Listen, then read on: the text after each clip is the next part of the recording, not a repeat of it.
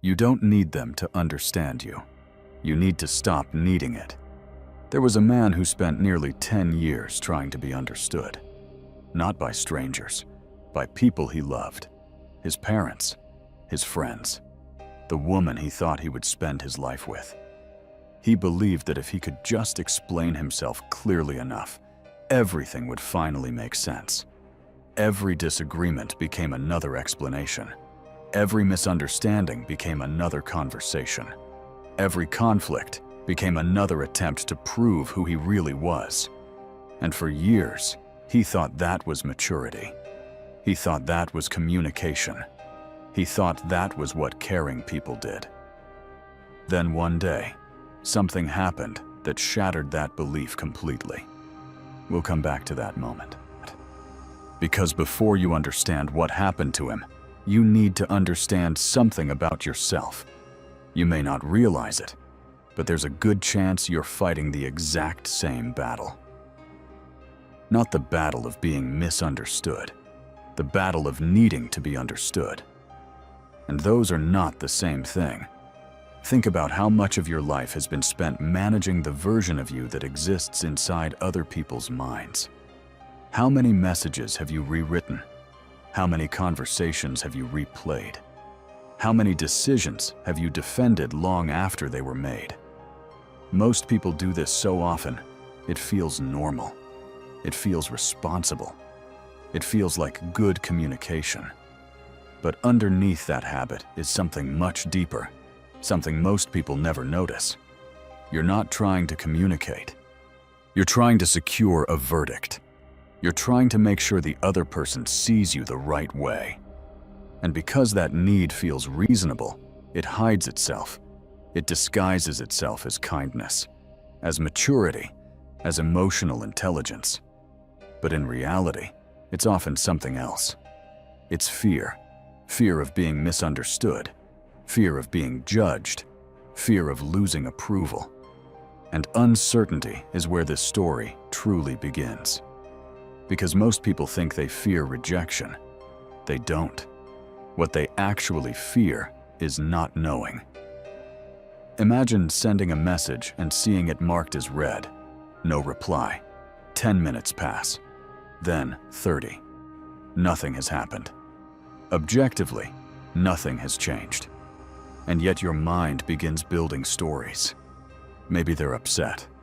Maybe you said something wrong. Maybe you should explain what you meant. The mind hates uncertainty, so it starts manufacturing answers. Not because the answers are true, because uncertainty feels unbearable. The man in our story lived this way for years. Every conversation carried invisible weight. Every disagreement felt dangerous. Every misunderstanding felt urgent. He wasn't simply talking to people. He was managing perceptions. Carefully, constantly, exhaustingly. He didn't realize it at the time. Almost nobody does. Because the need for approval rarely looks like weakness. It often looks like responsibility. But there's a hidden cost. Every time your peace depends on another person's interpretation, your peace leaves your possession. You hand it away. You place it in someone else's mind. And then you wait. You wait for them to understand. You wait for them to validate. You wait for them to confirm that you're okay. This is why so many people feel emotionally exhausted without understanding why. They're carrying an invisible courtroom inside their heads. Every conversation becomes evidence. Every reaction becomes testimony. Every silence becomes suspicious. And every cry, they stand before an imaginary jury asking the same question. Am I okay? Am I enough? The tragedy is not that the courtroom exists. The tragedy is that the jury never reaches a final verdict. Because even when one person approves of you, another may not. Even when today's conversation goes well, tomorrow's may not. The trial never ends. That's why approval can never create lasting peace. It can only create temporary relief. Relief fades. The reassurance wears off. Then the cycle begins again. Another explanation, another justification, another vote in an election about your worth. An election that should never have existed in the first place. Pause. The problem was never that people judge you. People will always judge you. The problem is that you've been treating their judgment as a source of identity. And the more votes you collect, the less certain you become. Because certainty was never supposed to come from them. It was supposed to come from within. The man didn't understand that yet, and the lesson would begin with a philosopher who had once been a slave. The philosopher was Epictetus. Unlike most people who speak about freedom, he understood exactly what it meant to lose it. Before he became a teacher, he was a slave. Not metaphorically, literally. His body belonged to another man. His future could be altered by someone else's decision at any moment. Yet out of that experience came one of the most powerful ideas in human history. An idea so simple that most people hear it and immediately underestimate it. Some things are within your control. Some things are not. At first glance, it sounds obvious, but very few people actually live as if they know it. Think about what occupies your mind most days. What people think of you, whether they understood your intentions, whether they approve of your decisions. Now ask yourself a difficult question. Which of those things are actually yours to control? The answer is uncomfortable. Almost none of them. You can speak honestly. You can act with integrity. You can communicate clearly. But after that, the interpretation belongs to them, not to you. This is where most people accidentally create suffering. They treat another person's mind as if it were part of their responsibility. And because it isn't, they fail repeatedly. Not because they're inadequate, because the task itself is impossible. Imagine trying to rearrange clouds with your hands. You can reach for them. You can spend your entire life chasing them. But you'll never hold them. That's what trying to control someone else's opinion feels like. The effort is real. The exhaustion is real. But the goal remains impossible. The man still believed understanding could be earned if he was patient enough, clear enough, kind enough. So he continued explaining, continued clarifying, continued defending, year after year. Without realizing, he was slowly handing away more and more of his emotional freedom, because every explanation carried a hidden message. Please see me correctly. Please understand me. Please confirm that I'm okay. The words changed. The request remained the same. Pause. Have you ever noticed how one person's misunderstanding can overshadow 10 people's support? 10 people appreciate you. One person criticizes you. Guess which voice occupies your thoughts. Because approval was never really the goal. Security was. Your mind treats approval as evidence of safety. The problem is that safety built on public opinion is permanent instability. Because public opinion changes constantly. People wake up in different moods, carry different wounds, interpret the same event differently. The version of you that exists in their mind is influenced by factors you'll never fully understand. Epictetus called this confusion, confusing what belongs to you with what never did. The moment you confuse those two categories, peace becomes impossible. It's like building a house on moving water. No matter how carefully you build it, instability is guaranteed. The man didn't realize this until the day everything broke. And when it broke, it happened in a single conversation. For months, he had prepared for it, rehearsed it, imagined it. He believed that if he could just find the right words, the misunderstanding would disappear. the relationship would heal. The weight he carried would finally be lifted. So he sat down. He spoke carefully. He explained everything. His intentions, his feelings, his reasons. He left nothing out. And then something happened that he never expected. The other person still didn't understand. Not because he failed, not because he was unclear. They simply saw a different story, a different version of events, and no explanation could bridge the distance. Years of effort collapsed in a single moment, because he finally discovered a truth nobody had taught him. Understanding is not guaranteed, not even when you're right, not even when you're honest, not even when you're kind. Sometimes people misunderstand you because they're viewing you through experiences you cannot see, through fears you didn't create, through wounds you didn't cause. And that realization hurt, but it also liberated him, because for the first time, he understood something Epictetus had been trying to teach for nearly 2,000 years. The moment your peace depends on something outside your control, your peace becomes a hostage. The question was no longer how to make people understand him. The question was whether he could finally stop needing them to. If anyone should have been able to control how people saw him, it was Marcus Aurelius. He wasn't a philosopher living quietly on the edge of society.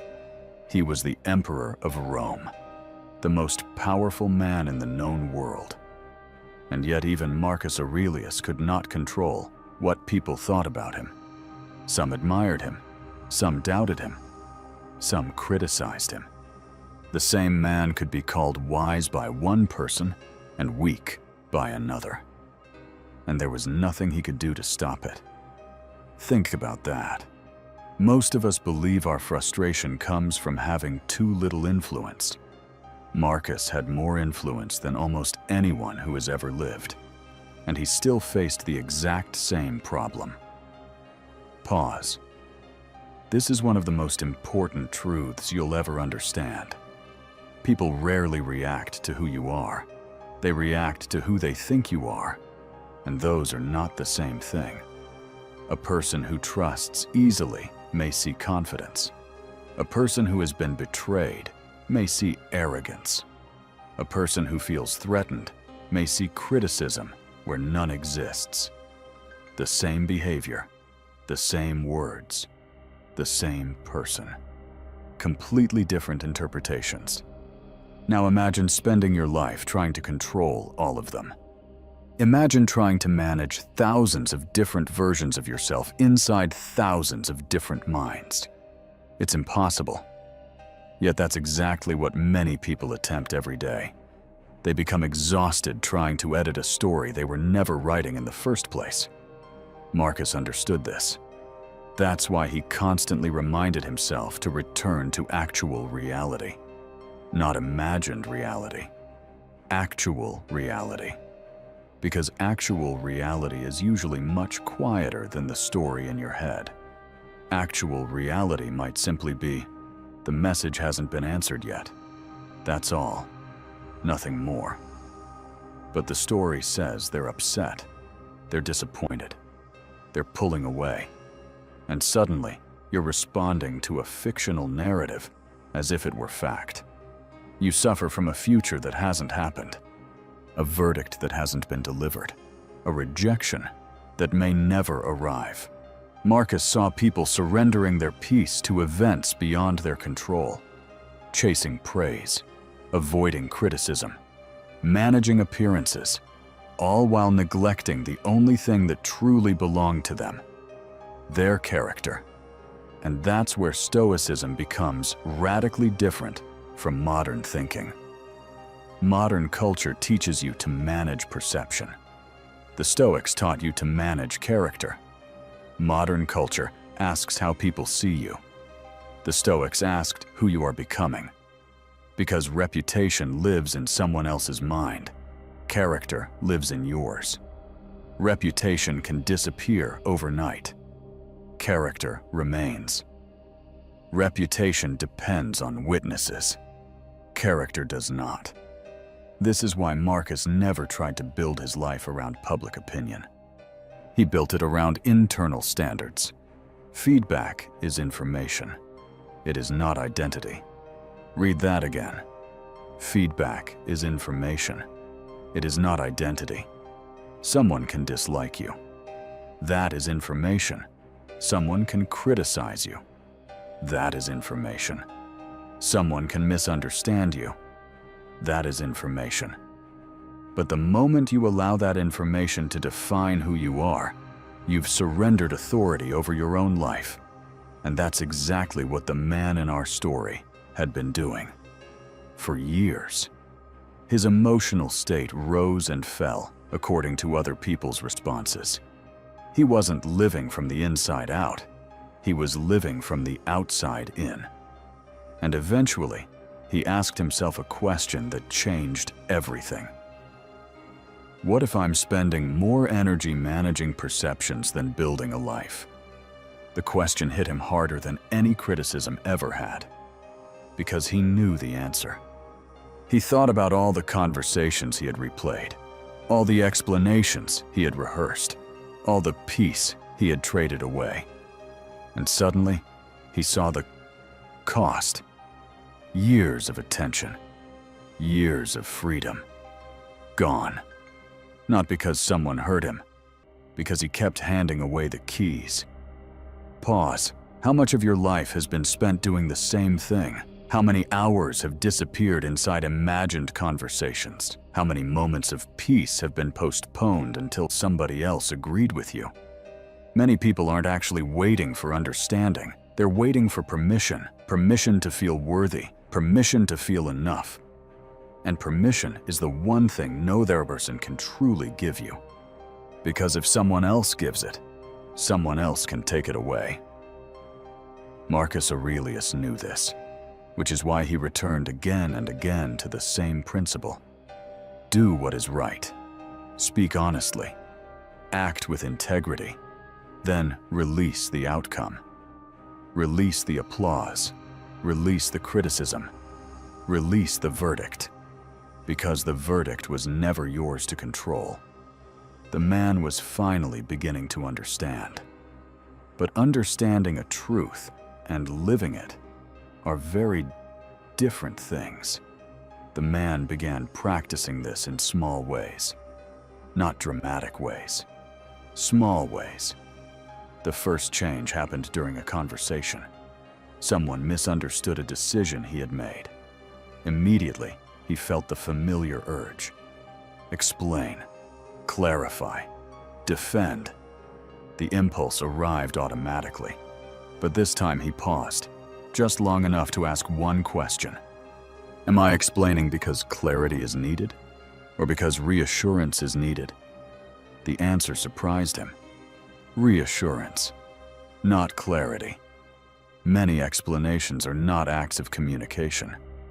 They're acts of self-soothing. We're trying to reduce our discomfort by controlling someone else's perception. So he tried something different. He stopped talking. He allowed the misunderstanding to exist. And something unexpected happened. The world didn't end. The relationship survived. The discomfort faded on its own, without being fed, without being fixed. This became the first lesson. Not every misunderstanding requires intervention. Some misunderstandings simply require tolerance. The second lesson came later.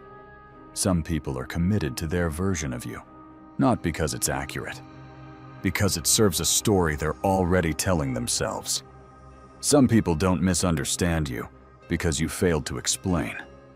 They misunderstand you because their version feels more comfortable than reality. And no amount of explanation can compete with a story someone wants to believe. That doesn't mean you become passive. It means you become selective. You stop fighting battles that cannot be won. The Stoics would ask a simple question: is this within your control? If not, release it. Not because it's easy, because it's necessary. The third lesson was perhaps the most powerful. It arrived in the form of a question. Would I still do this if nobody applauded? Pause. Would you still pursue the goal? Would you still tell the truth? Would you still create the work? Would you still choose this path? If nobody approved, because hidden inside that answer is your authentic self. The self that exists before validation enters the room. The self that isn't negotiating for applause. The self that simply knows. Most people never meet that version of themselves. They're too busy managing perception, too busy preparing explanations, too busy seeking confirmation. But the moment you ask that question honestly, something shifts. You begin separating what matters to you from what impresses others. And those two things are often very different. Integrity doesn't require an audience. Wisdom doesn't require applause. Character reveals itself most clearly when nobody is watching. And this is where freedom begins. Not when criticism disappears. Not when approval arrives. Not when everyone finally understands you. Freedom begins when your ability to move forward no longer depends on those things. A few years later, the man's life looked surprisingly similar from the outside. He still faced uncertainty, still experienced criticism, still encountered misunderstandings. But internally, everything was different. Before every difficult moment had carried a second burden, the burden of interpretation. Something happened. Then he immediately asked, "What does this mean about me?" Someone disagreed. "What does this mean about me?" Something failed. "What does this mean about me?" His life had become one endless search for hidden verdicts. Now something else was happening. The event remained. The verdict disappeared. And that changed everything. Imagine receiving criticism without immediately turning it into an identity crisis.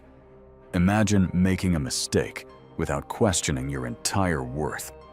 Imagine being misunderstood without feeling compelled to launch a defense. Most people have never experienced that. Not because they're weak, because they've never been taught how. Real confidence is much quieter than most people think. Real confidence says, "I may not know how this will turn out, and I'll be okay anyway. I may be misunderstood, and I'll be okay anyway. I may face criticism, and I'll be okay anyway. I may not receive the approval I want, and I'll be okay anyway." That final sentence is where freedom lives. Because the moment your well-being becomes independent from approval, approval loses its authority over you. Not its value, its authority. You can still enjoy praise. You can still appreciate respect. You simply stop requiring them to function. A person who requires approval can be controlled through approval. A person who requires reassurance can be controlled through reassurance. But what happens when none of those things are required? What happens when your peace no longer depends on external permission? You become difficult to manipulate, not because you stop caring, because you stop bargaining. Seneca understood this nearly 2,000 years ago. He observed something most people spend their entire lives avoiding.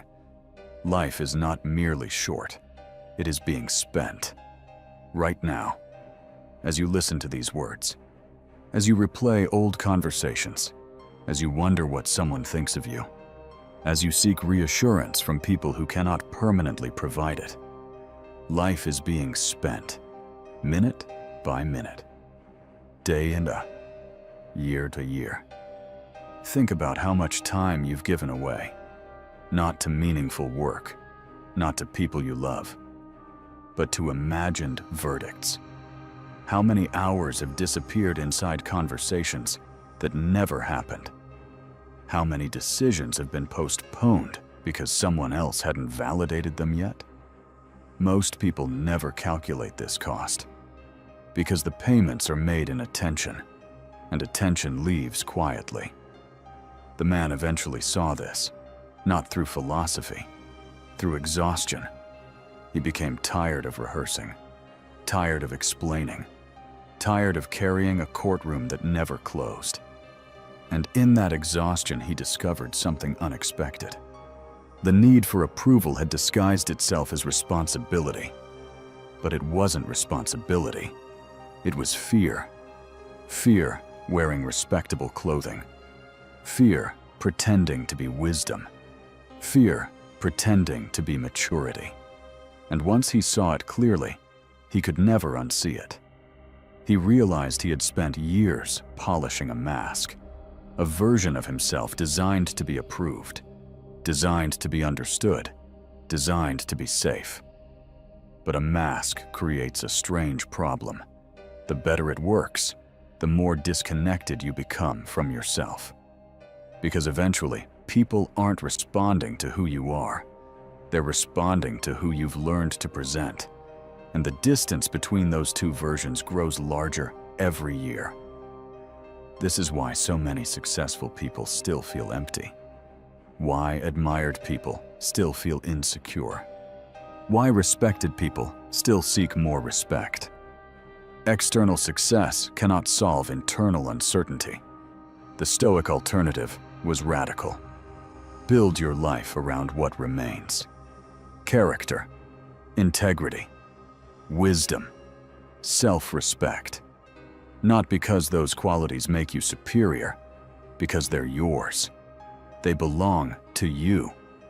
And what belongs to you cannot be taken by a misunderstanding. It cannot be taken by criticism. It cannot be taken by someone else's opinion. This doesn't make life easy. It makes life stable, and stability is far more valuable than comfort. The man finally stopped asking a question he had carried for years. Why don't they understand me? He had treated that question as if it mattered, as if the answer would finally bring peace. But peace was never there. It was waiting somewhere else. It was waiting on the other side of acceptance. Not acceptance from others, acceptance of reality. The reality that other people's minds do not belong to you. The reality that misunderstanding is part of life. The reality that your worth does not require a vote. And once he finally accepted those truths, something remarkable happened. He became lighter. Not because life became easier, because he stopped carrying what was never his. The courtroom disappeared. The jury disappeared. The endless trial disappeared. And in the silence that followed, he discovered something he had been chasing all along. Not approval, not validation, not understanding. Freedom. Real freedom. The kind that cannot be given. The kind that cannot be taken. The kind that appears the moment you stop asking the world to tell you who you are.